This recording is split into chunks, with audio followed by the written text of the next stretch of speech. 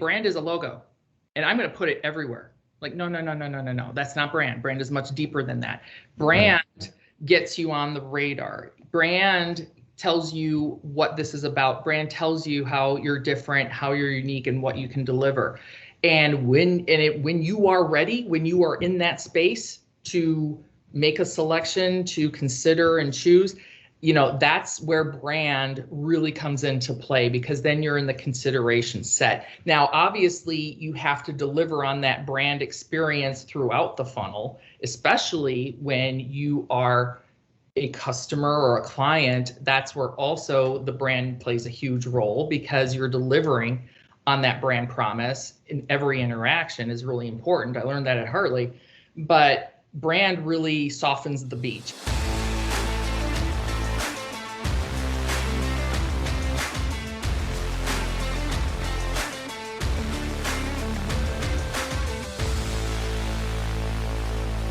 Welcome to another edition of Over a Pint, the podcast that puts the focus on marketing. Joining us today, we have Ryann Greve is in the house. This is going to be an interesting one. Kurt, Ryann is an agile transformation consultant.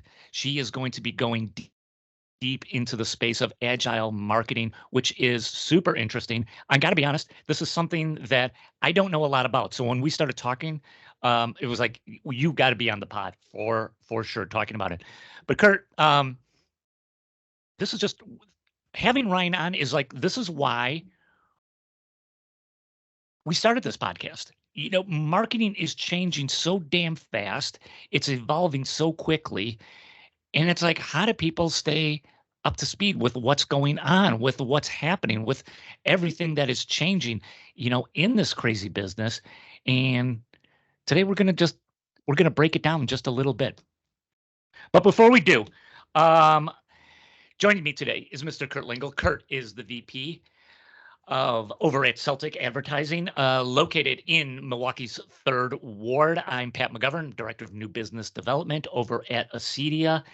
And I mentioned Ryann is also joining us. Ryann, we always start the podcast with a little tradition that we've developed. It's called Over a Pint for a reason. I think I know what's in your pint today. What do you have in front of you? Well, I have my handy hydrocell water bottle. And that's a big one. Water. That's a big one. Yeah. I do about 2 of these a day. I get my 2.5 liters a day because, I'm a working mom and, I got to be operating at a level. But at about 5 o'clock, I will be breaking out my Oregon Pinot Noir that I've been saving up. So I'll have it. That sounds yummy. Mm-hmm. Yeah. Okay. All right. Mr. Lingle.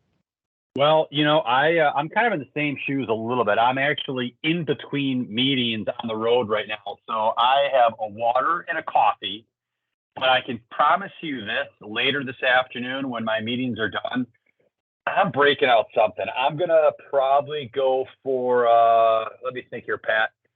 I've got a cold amorphic beer waiting for me at the brewery in River West. So I'm going to probably pop one open later on when I get home. All right. Well, guys, that's okay. I'll carry the load tonight. Nice. Today, I've got a new Glarus, a spotted cow, always good. It's a day here. And well, in fact, we've had like 3 beautiful days in a row. So this is going to go down nice and good. Now that we have that under our belt, cool. Let's get into this. We've got a lot to cover today. Ryann, why don't you start off telling us a little bit about you, give us the elevator speech, and then let's get into this space called Agile Marketing. All right. Thank you. Thanks, Pat. Thanks, Kurt. So I am a Milwaukee native as well, based in Franklin, Wisconsin, grew up in Greendale, and went to Northwestern University where I majored in journalism and quickly realized I don't want to do this, and found marketing there. I was also on the women's volleyball team, earned a full athletic scholarship, which I mentioned because I'll allude to it later as far as Agile Marketing goes. So I started out working in Chicago at agencies, moved into corporate at Discover Card, moved into consumer durables at Life Fitness, which is really where I found a kind of my niche in durable goods, things with motors, even though I can't change my oil. I'm just fascinated by that. And so from there, Chicago's a great place, but when you come from Milwaukee and kind of there's an easier way, I went back home and worked at Harley-Davidson for a long time, which I absolutely loved. So between Harley-Davidson and then the Kellogg School of Management that I attended when I was in Chicago, I always viewed those are my two places where I really became a marketer and learned about marketing. And I draw upon lessons learned there all the time. So I was at Harley for a long time, very marketing driven, brand driven. Just as a marketer, what a paradise, what a playground, and did a lot of wonderful things with marketing to women, the motorcycles, obviously, and the development and opening of the Harley-Davidson Museum. And so when the recession hit, unfortunately, being a luxury goods manufacturer, had to be practical with the new baby and moved over to Case IH, which again, we're talking durable goods, and with engines, but definitely a different culture. This is where I learned the hard lesson of, wow, I think this is how most marketers have it, where it's sales and product driven, and marketing is treated as an order taker and not a strategic partner and not a business driver. So that was a rude awakening, but taught me some very valuable lessons. And it was overall, I think, an experience that I draw from, but in a different way now, because a lot of the teams I work with are very reminiscent, of the challenges that I saw at Case IH.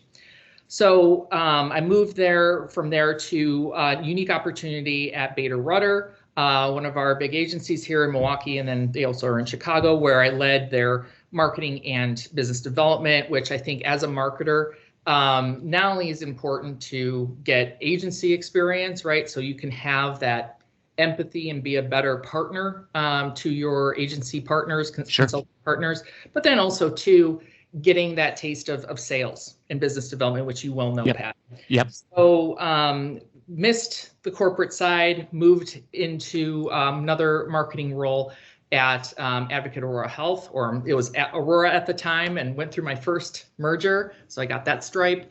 And that was, it was just a different culture, right? And so for me, after all these years of, being a change agent, being brought into roles to improve things or change or pioneer startup things, I thought, well, I think I could do this on my own. And I could do this for other people who are looking to make change, who are looking to, start up their marketing, their branding, but also, like I said, change how they go to market, change how they do their work. And so I hung up my own shingle at the end of 2019, which actually the pandemic was actually pretty good for me. And so little did I know, but in the months ahead, it really worked out well, where I was able to find and collaborate with organizations, smaller organizations, small to mid-size, who were looking to either jumpstart their marketing or to just revamp and regalvanize and change it. And so I worked with organizations in professional services to healthcare, also consumer durables, and was able to parlay all of that experience to help these organizations grow and to make those pivots. And so along the way, I was looking for another revenue stream as a small business owner and rediscovered Agile Sherpas. So Agile Sherpas is the world's leading consulting, training, and coaching of Agile marketing. And so I became an Agile trainer and coach. Now I am working with them in more of a full-time capacity to do Agile marketing transformations, which are deeper, more systemic, changing the way that marketing teams work to this Agile way of working.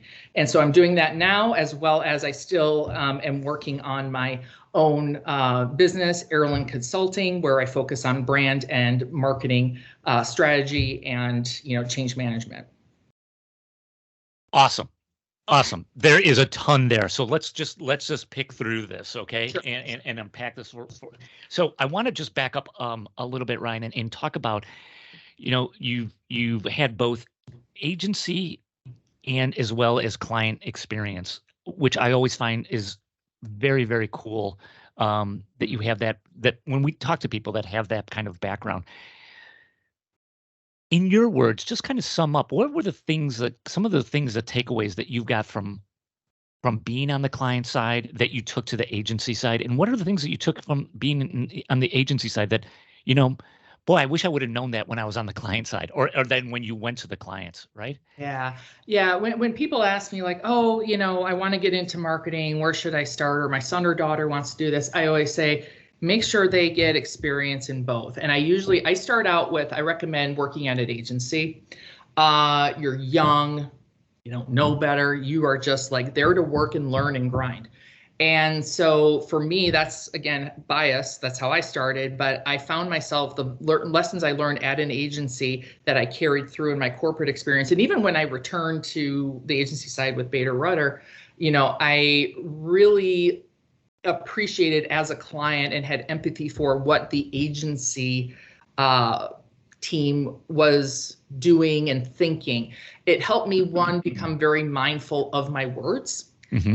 Because that if I say, well, we're thinking about launching this product or thinking about, investing in this, and even those musings, those tangents, that account executive is going to go to their boss and say, hey, on this account, this is what's happening. This is what could be coming. We should be ready for that.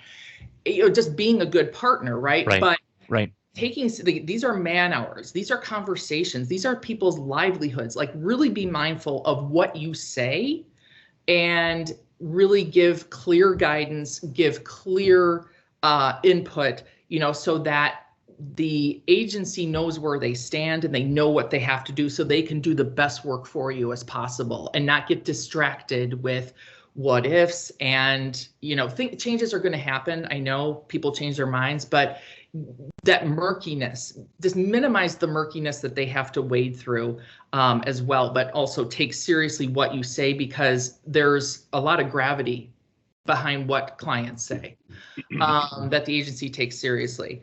On the other side, when I was at Bader Rutter, one of the reasons why they brought me on was to provide that client perspective.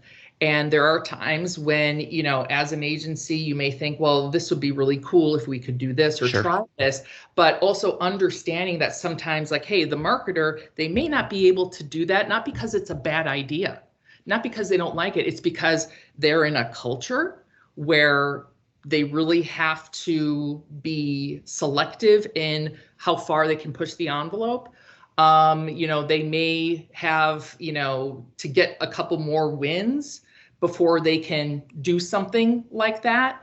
And thinking about, how on a day-to-day basis, as much as the agency may be thinking about the client, sometimes the client looks at the agency and says, well, at this point, this is just a meeting I can have because I'm trying to fight all of these fires in the background and clear the path so that my team and the agency can do their work. And understanding that the role of that client is more than just, okay, working on these campaigns. There's so much more going on in the background. And again, going back to my earlier point, not to take some of that feedback seriously and at face value, because again, there's always so much more going on in the background. So hopefully that, provides a little bit more sanity for those talented agency folks that we love. Ryan, it does. Couple things I picked up on too. The first one is the word partnership. Mm-hmm. I couldn't agree more. I hear that question a lot too. What do you prefer, the client side, the agency side? And your answer was you said both. They're both valuable. And I think sometimes client and agency can forget that the other is such an integral part of this relationship and this partnership. And by having both perspectives, how to make the other better. Because at the end of the day, if you have that mindset, you're going to get success because you're after the same thing. And I think sometimes people forget that. It's almost like there's this hierarchy, and I just like how you said that, because I think by having the mindset that you have and the experiences that you brought to the table from that, you most likely put yourself and your company or your client in a better position for success. So I really loved your answer. Oh, good. Well, yeah, I mean, I do believe that. It goes back to the, that team philosophy, right? That it's really core to me. It's where the old athlete comes in.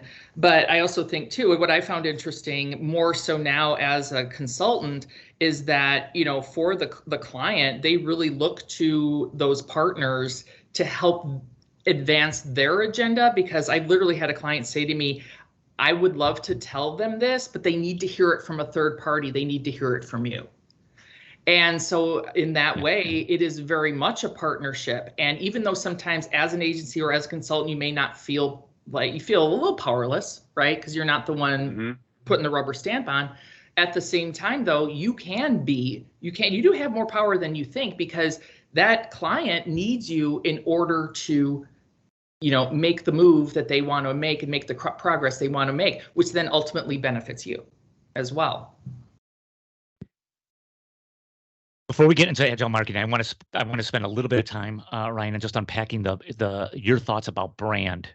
I believe brand is just such a key element right now, and it's going to continue to gain more and more importance, if that's even possible. But I think it is. I think with everything that's going on, and you and I were talking a little bit about ChatGPT right before we started recording this, and I think if we were to fast forward down the road, it's going to have a big impact. But it's ultimately going to go down where it's going to level the playing field, and brand is going to be what rises up to the top and what really distinguishes things. Okay, I see a lot of head nodding from you, right? So we're on the same page with that. But here's the thing. I just feel like a lot of organizations, when it comes to talking about the brand, talk about it in a way that makes sense at the time. And then when sales start going a little bit sideways, that's the first thing to go out the door. So, and a lot of people, I don't think and maybe this is in the manufacturing space, really don't get the idea of brand. I mean, think about it maybe on a very surface level, and don't go very much deep on it at all. So my question for you is, what do people get wrong with brand, and how do you help them kind of see the light as to why this is so important for their business? Yeah. First of all, when you brought up manufacturing and brand, it brought up, PTSD. When I was at Case IH, I called it logo a go-go. If you guys know Tom Watson, the venerable marketer here in Milwaukee, who was my boss at Harley, he coined that. So I will give him credit for logo a go-go. I can't take it. But it's that feeling of, okay, brand is a logo, and I'm going to put it everywhere. Like, no. That's not brand. Brand is much deeper than that. Brand gets you on the radar. Brand tells you what this is about. Brand tells you how you're different, how you're unique, and what you can deliver. And when you are ready, when you are in that space to make a selection, to consider and choose, that's where brand really comes into play, because then you're in the consideration set. Now, obviously, you have to deliver on that brand experience throughout the funnel, especially when you are a customer or a client. That's where also the brand plays a huge role, because you're delivering on that brand promise in every interaction is really important. I learned that at Harley, but brand really softens the beach. I hate using military analogy there, but every salesperson worth their salt will tell you that, because I think we're so focused on that middle to bottom of funnel. Yep. And people don't want to do the work of investing in a brand for the long term. And the CFOs or the finance directors are like, but what's the ROI? As marketers, we just feel like we're put into this trap and this pressure of having to prove ourselves all the time to get that seat at the table. And brands sometimes can be really challenging to put an exact number on, but at the same time, it is necessary. You have to have both that brand awareness and strength, as well as that mid to lower side of the funnel of, driving that consideration and those conversions, right? And they have to work together. Both things are true. One cannot work without the other.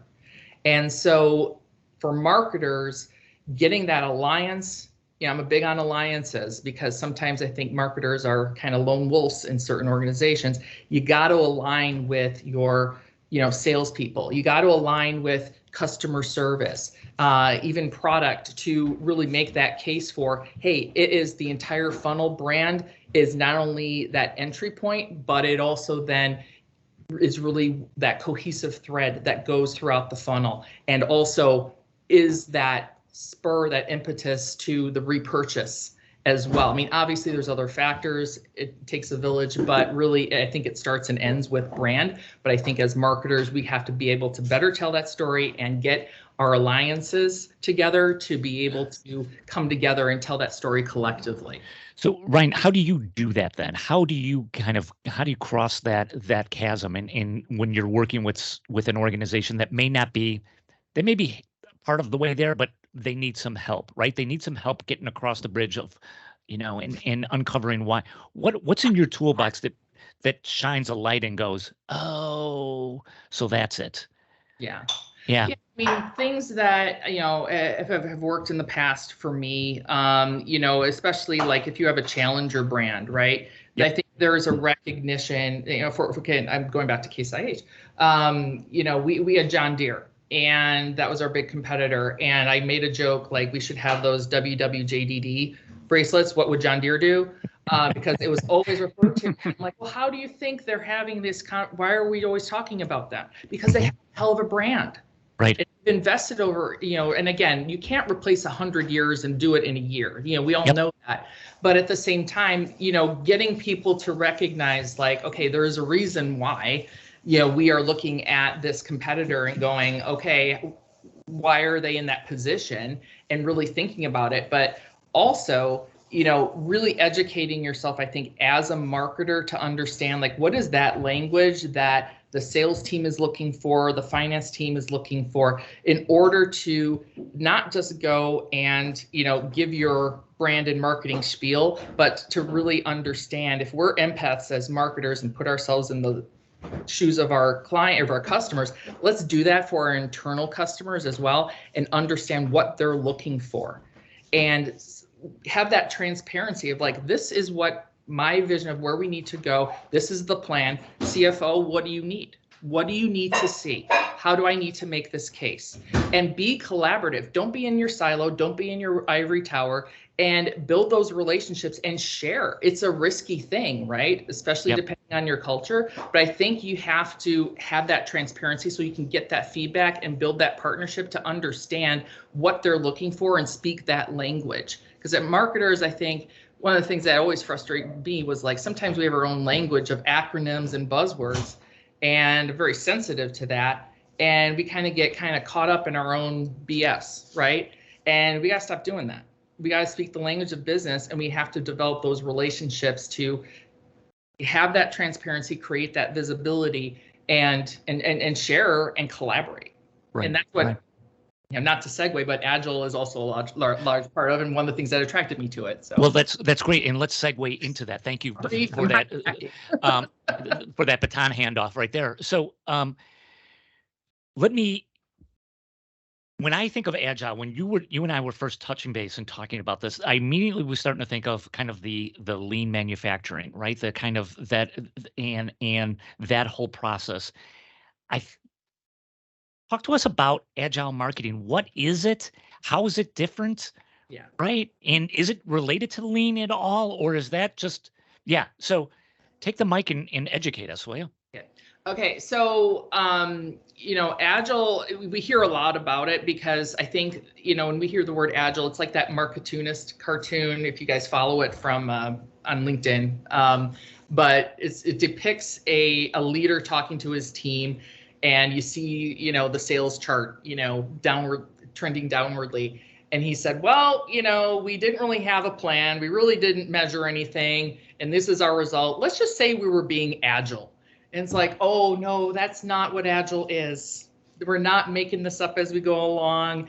It's not like we don't have a plan. That's not at all what it is. Agile is it's much more mindful than that. And so, Agile in general started out in the software world. So I think that's where probably a lot of people have their first experience with it, with software development and so forth. It's really been now adopted into other disciplines, with marketing being not only, I think, a place that makes sense, but also it's had just, tremendous value and impact. And so, from an Agile marketing standpoint, we know that audiences have really, we have trained them well. Their expectations are huge, right? And marketing technology, if you look at, Scott Galloway's, is it Scott Galloway's? I can't remember, but that MarTech landscape that comes out every year, and you just look at it year to year to year, it is more complex. There's more software out there. It's just more sophisticated. It's just really difficult to suss through. And the number of channels has proliferated, right? In order for you to make those connections. And so marketers are figuring out, if they haven't done so already, that they can't do things the same way anymore. Like they used to. That traditional way of marketing is just not going to work. And so really agile marketing, and I recognize this pretty early on too, is that, wow, this really can cut through that and serve as that key, right, to making marketing work in these crazy times, right? It's very, very volatile. And especially the pandemic proved that.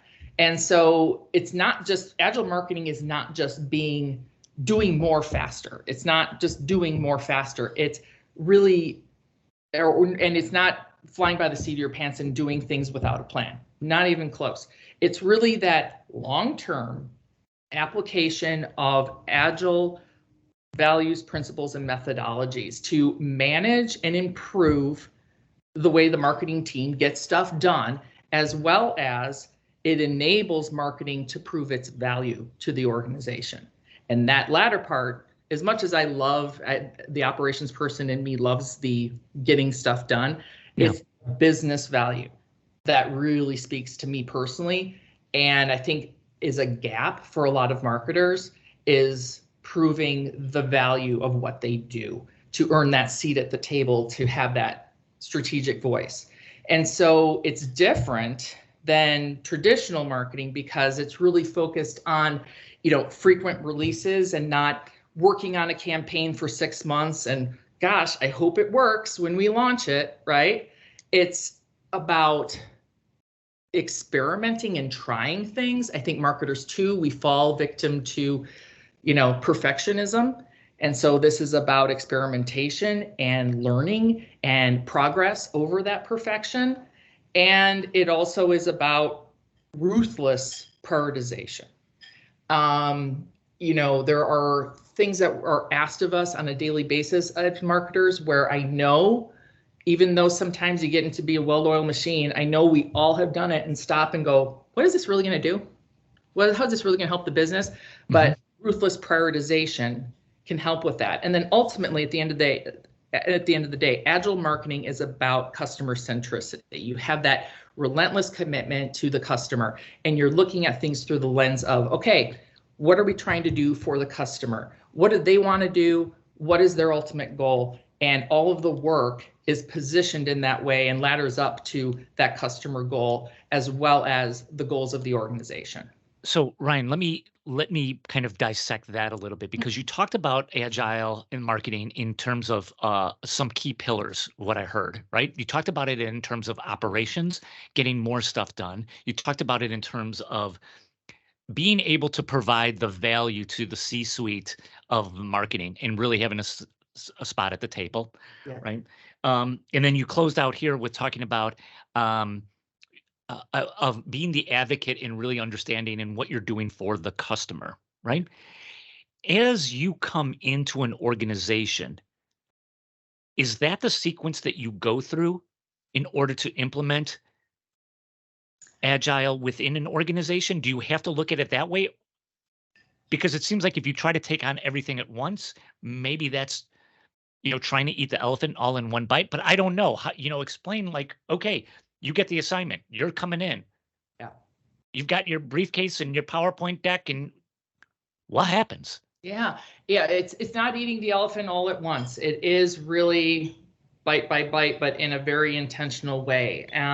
Because I would say this to anybody that is starting out as, thinking about agile marketing rather, is to, do your homework into what agile marketing is so that you understand what you're getting into, because it's more than just a process. It's more than just, here are the steps that you take. Because it really truly is, a mindset that the leaders in the team have to have. And so one of the things that, as a consultant, that we look for at Agile Sherpas, and even in my past lives, we look at understanding where the organization is at. Okay, so we do that. We have this framework we call Ascension. So Agile Sherpas, there's a mountain analogy. We are your guide on this Agile journey. So of course, a mountain analogy is Ascension because it really is an upward climb. And so you start out where you are understanding where that client is in terms of the culture, in terms of their practices, how they're structured, how they work together. And that's discovery. That's not just gathering a bunch of information. It's really looking at, quantitatively and qualitatively assessing the state of where they are. And you can get a sense pretty quickly of the culture of where marketing stands, right, on the totem pole, in order to get an idea of like, okay, this is not just implementing a process. This is a deep, wide scale change that we have to affect, and culture plays a huge part of it. Just as having an agile mindset, is really critical to helping break down some of those cultural barriers. And so when you start, that's where we always look, is trying to just get a read on where the organization is in those areas. And from there, you make those recommendations, you take those insights from the work that you've done, and you make those recommendations on what are those opportunities to improve that we recommend that you take. And certainly there are things that the organization can do on its own. There's certainly some things that we can help with as Agile Sherpas, as their partner. And then ultimately, we want to help them figure out how their agile teams need to be structured in order to be most effective. And then from there, you get into training, right? You want to be able to have agile practitioners, and you want to give people that opportunity to grow in their careers as well, because change is scary, right? People are looking at like, how's this going to affect my job? I'm really comfortable with this. How am I going to fight those battles if, I'm trying to change things and my partners aren't? How am I going to do this? So there's a lot of uncertainty. So if you can bring, the team along, not only as, help the leaders do that and communicate what you're doing, but also give them the incentive of, hey, you're going to learn new skills. You're going to be more valuable, more marketable. You're going to be able to diversify. That really can help some people get over those humps, and you want to train them in those agile practices and values and principles so that they feel comfortable with the subject matter, but they also feel like they're equipped to move forward. And then what we do as well is, once the training is done, we also coach them on how they're setting up their teams, how they're conducting their teams, how they're conducting the work, and give that, real-time feedback, because, it moves very fast. And so you want to be able to have, that immediate feedback so that you can pivot and continue to, practice and drive that work in the right way. And, ultimately what we strive for at Agile Sherpas, and myself as a consultant, is, you provide that guidance, but like a parent, right? You just eventually want to kind of back off and have them be self-sustaining. And so, it is, that's the ultimate goal, but you want to get the team trained and certified and get them feeling like they're getting that professional, fulfillment out of it, but then also coach them along the way so that they are maximizing the practice. They are working in an agile way, and they're measuring it and planning and being transparent. And, again, just leveraging all of the good that comes from agile marketing into how they conduct their work. So Ryan, if I could really quickly ask you a question. So I was going to ask you earlier, and you kind of were doing a nice job itemizing. My question originally was going to be, what makes a brand a good candidate or not a good candidate for agile marketing? And I think you started to laundry list some very specific examples that pretty much start to paint the picture of where a brand's mindset needs to be in order to, embrace agile marketing. But if you could, can you, without getting specific or don't name anybody, give me an example. Yeah. Of what, this is a real life example where I came across brand A, B, and C, and you know what? it wasn't going to happen because, or this is an example of a brand A, B, and C, and you know what? Hallelujah. It just, the stars align for this reason. I'm just kind of curious, like, because it's like, there's got to be those situations where you're kind of coming in. It's like, you know what? It makes sense. This is something you need, but if they're not where they need to be in your eyes, you got to walk away. Yeah.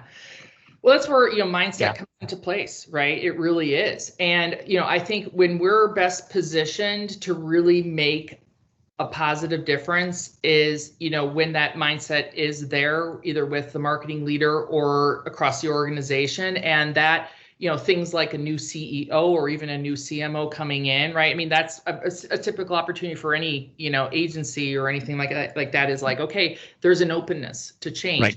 But that openness to change also is paired with the recognition that you have to change, right? And so you have industries like healthcare, which are highly complex, highly regulated, very conservative, but they are recognizing we can't operate this way anymore. We have to be more patient-centric, for example.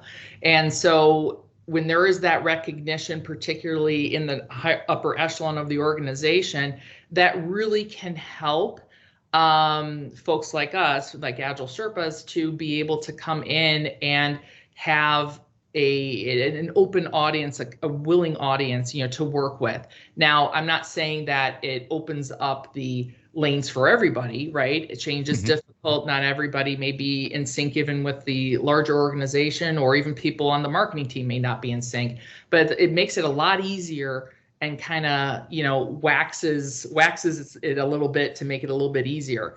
But it does really start with having that agile mindset. And so when we have had success when the leadership is on board, when they are servant leaders and they're open to collaboration, they are very team oriented. They are open to, learning and continuously improving. And they are good at bringing the team along through communication, through walking the walk, so that it kind of opens the door for us to do what we need to do. When it does not work, and that can happen, right, Sure. is when, Sure. A marketing leader feels like, oh, I have to do this because I was told to. And okay, they go through the motions, right? Yep. Agile is treated like, a flavor of the month, and people are like, yeah, whatever. They don't take it seriously. Yep. And so it's really important. The importance of leadership in change and in agile marketing is just so incredibly critical. And not only that agile mindset of the leadership and their ability to, bring the rest of the team along on that journey and to think that way, in the face of change and uncertainty is absolutely critical, because when that's not there, it's going to be an uphill battle. And a couple of times, you just have to say, hey, I think it's best if we part ways, right? Yeah. You just know it's not going to happen. Let's pick up on that a little bit. And where I would love to know if you have any examples, Ryan, of just kind of the before and after almost, right? Like, hey, here are the advantages, right? Here was an organization, again, we don't need any names, right? But they were struggling with X, Y, and Z. Yeah. When they went through the process, this is what happened. And this is what, you could expect if you follow the regime, right? If you follow the guidelines, if you follow the kind of the instructions that we're going to give you, right? Yeah. Is that possible? Can you give us kind of an insight as like love to hear that. Yeah. So there is a client, financial services company, which, as we know, highly regulated, complicated, conservative, usually in the culture. Yep. And so, they had it for a long time. Their marketing team was, in place for a long time. I believe in longevity. I believe in experience, but sometimes, you have people who have been in a role for a long time and they get comfortable, right? Yep. And so they had a new CEO come in, and they recognized like the potential that marketing had, but they saw what was going on and going, I don't know. Okay. Isn't working for me. So they brought in a new CMO, and the CMO had a similar kind of perspective, very much of a change agent. And she said, okay, the way that we're doing things, which is again very traditional, they literally would have their reviews go to one person and they would be printed out and put into folders and put on that person's desk. That is how they reviewed everything. And imagine like if you're that person who is working really hard on something and then you have to go to this person's desk and place your folder on top of several other folders and be part of that backup. I mean, just like how soul sucking that would be, right? Right. And that's how they did things because that's the way they've always done things, right? Yep. And so while the CEO was that, driver of change, it's still, again, the culture eats strategy for breakfast. And the CMO, was really like, okay, how am I really going to affect this change? Because it's going to be tough across the leadership team as well as for me as a marketer, because we're not exactly seen as a strategic driver. And I also have to get this marketing team on board. I got a lot of young talent that I want to nurture, but they're feeling frustrated. How do I do this? Right. And so this goes back to alliances and building relationships. The CMO very smartly aligned with the COO, who definitely had perspective in how marketing had been run. And being new, built that relationship to then boost the visibility and stature of marketing so that she could then go and say, look, we need a different way of working. And I need budget and support to change how we've been working. Because I got a lot of stakeholders who are fat and happy with how we've been working, but it's not working for us. And it's also not working for my team in many ways. Right. And so she smartly forged those alliances, helped to build some of that credibility and stature in marketing, and was able to get the support at the higher levels to affect that change. But then also, when it came down to her team, she was in the training with them. She wasn't just saying, go do this. Like so many others that sometimes you see where Agile doesn't take hold, it's because they're being told to do something. This leader was like in the training. And that spoke volumes to the team. That spoke, this is really happening. Yeah. This is really going to take hold, not like past things. We have to take this seriously. And some people were jumping for joy, happy about it, and some people didn't like it. And it gave her the opportunity as a marketer, not only to walk the walk with her team, but also serve as this Agile expert in the organization when they were looking for thought leadership on that because of this larger change happening in the organization. And so as a result, it really galvanized her team and the people who were looking for change, who were open to it, who had that mindset again. But it also, made it clear that there were a few people who, didn't embrace it and probably would be better off at another place. And so that opened the door for this team to really optimize how they worked. And not only were they more productive, but they were able to prove, and this is again where that relationship with the COO came into play, really were able to prove the value of the work they were doing. And in that, by doing so, we're able to, again, continue to grow that credibility of marketing, solidify the seat at the table, position marketing as more of that strategic consultative partner and not so much the order taker. Right. Right. And got rid of the folders for review, by the way. You mentioned the CMO of this organization, of this financial organization, was in the trenches with the rest of her staff doing the training.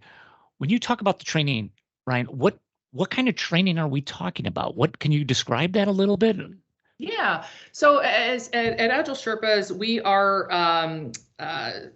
IC Agile certified. So IC Agile is a major certifying body of Agile training throughout the world. And so we have a course called Agile Marketing Fundamentals that you can take either publicly as an individual with other marketers from other companies, or you can have training for your team. That is private and led by a certified instructor like myself and like my talented colleagues. And so it's an 8-week program where you meet once a week and you learn about what Agile is. You learn about the Agile mindset and the values and principles from the manifesto, as well as the different practices. And you not only learn academically, but we also have exercises for you to apply.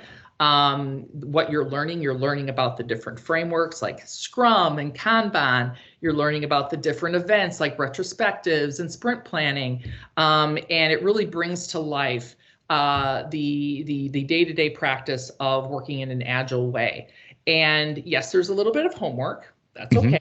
It's manageable. But at the end of the day, it really provides that foundation for these agile marketers to, they're equipped with so that they can move forward and deepen their experience. They get the certification, they get to put it on their LinkedIn profile. We've had a lot of people go through it and say, you know what, I think I might go for this agile job in the organization, or I may want to be a certified Scrum Master. I mean, people have really embraced it and taken it to broaden and deepen their career. So really, we recommend starting there. And then from there, we offer embedded coaching where we're working side by side with teams.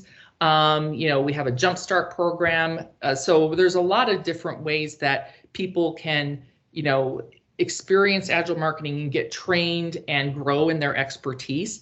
And like I said, Agile Sherpas, I was a fangirl for a long time as a marketer. And this was, again, I think they have a really great way of bringing people along in a way that isn't, okay, here you just do this and we'll test you and move on. It's very engaging, interactive, and very customized in terms of how they approach things. And, being marketers ourselves, doing the training and the coaching, I think provides just that extra level of depth of understanding and a better application because we've been there. We've been in those situations. Sure.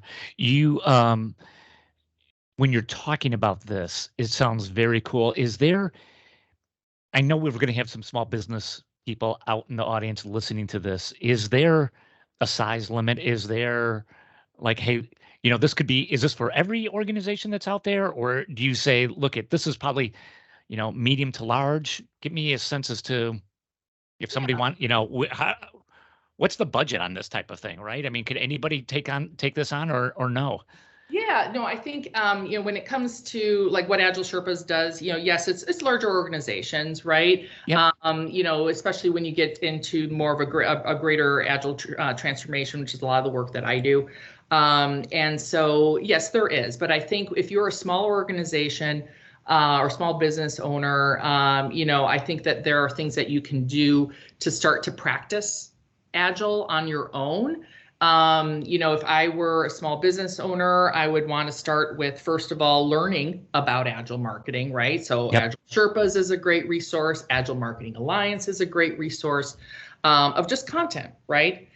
We have on our website for Agile Sherpas a free intro to Agile marketing course that can kind of like prime you. Awesome. I would recommend that to anybody, small business owner to CMO of a Fortune 500 company, to start there, to just kind of get your baseline. And then, really figure out, okay, is there an area of my team or my business that I want to use as kind of a pilot, and list out what is your backlog of work that you have to do. Right. Really start there and see what you got, and then come up with a way to visualize it. There's tools out there, free tools like Trello, Monday, where you can, visually do it. You can even take sticky notes and put them on a wall, right? And categorize to do. I'll start here: to do, doing, and done. It can be that with sticky notes, all of your stuff. And then, I think a really critical thing though is to determine, what are your limits individually for the members of your team on their work in progress. We call it WIP limits, work in progress. And start out by saying, what, in a given 2-week sprint time, I can maybe do 6 things, and see if that holds, see if it's too much, see if it's too little. Big part of Agile is trial and experimentation, right? But setting those limits, right, into what you really can get done so that you don't fall into those habits of, bombarding people with work, I think is really, really important. And then start to incorporate some of those Agile events like stand-ups, like retrospectives and so forth, into your daily practice. And, they should be replacing the other meetings that you have because you're working in a different way. But if I were a small business owner, that's how I would start. I would, there's always, friendly consultants like myself. They're always happy to help in a small way. But if you want to go as a larger organization to more of a, in-depth training and coaching and transformation, then, then that's a different path through an Agile Sherpas and the wonderful people I work with.